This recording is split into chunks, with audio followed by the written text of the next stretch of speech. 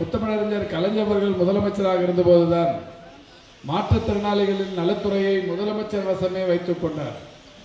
அதற்கு முன்னாலும் சரி, கலைஞருக்கு பின்னாலும் சரி, வந்த அரசுகளை பொறுத்தவரை மாற்றுத்திறனாளிகள் நலத்துறையை சமூக நலத்துறை என்கின்ற அமைச்சகத்தோடு இணைத்து அதிலே செயலாற்ற விடுவார்கள்.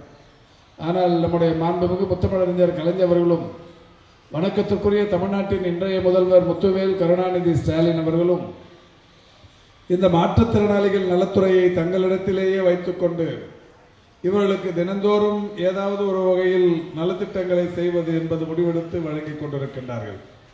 அந்த வகையில்தான் கடந்த 3ஆம் தேதி மாண்புமிகு தமிழ்நாட்டின் முதலமைச்சர்கள் 4,12,00,000 மதிப்பீட்டில் 400 மாற்றுத்திறனாளர்களுக்கு வாகனங்களை, இதுபோன்ற இணைப்பு சக்கரம் பொருத்தப்பட்ட மோட்டார் வாகனங்களை 400 வாகனங்களை 4,12,00,000 மதிப்பீட்டில் வழங்கி தொடங்கி வைத்தார்கள்.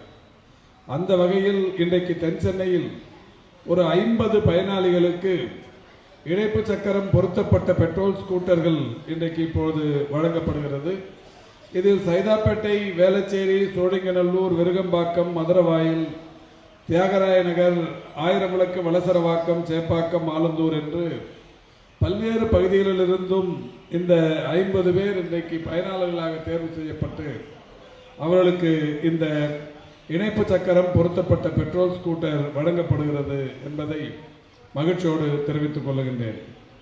இதோடு மட்டுமல்லாது 5 மின்கலனால் இயங்குகிற சிறப்பு சக்கர நாற்காலிகள் இன்றைக்கு நம்முடைய பயனாளர்களுக்கு இங்கே வழங்கப்படுகிறது. இந்த மின்கலனால் இயங்கும் சிறப்பு சக்கர நாற்காலிகளை நான் அண்மை காலங்களில் சாலைகளில் பார்க்கிறேன்.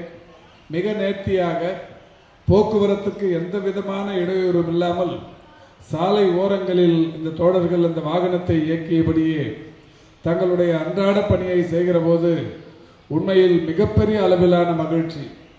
யாருடைய உதவியும் இல்லாமல் சாலைகளில் இந்த மின்கலனால் இயங்குகிற சிறப்பு சக்கர நாற்காலிகளோடு அவர்கள் பயணிப்பதை பார்க்கும்போது உண்மையில் அவர்களுக்கு இப்பொழுதுதான் விடுதலை கிடைத்திருக்கிறது என்கின்ற அந்த மகிழ்ச்சியோடு அவர்கள் பயணிப்பதை எங்களால் உணர முடிகிறது.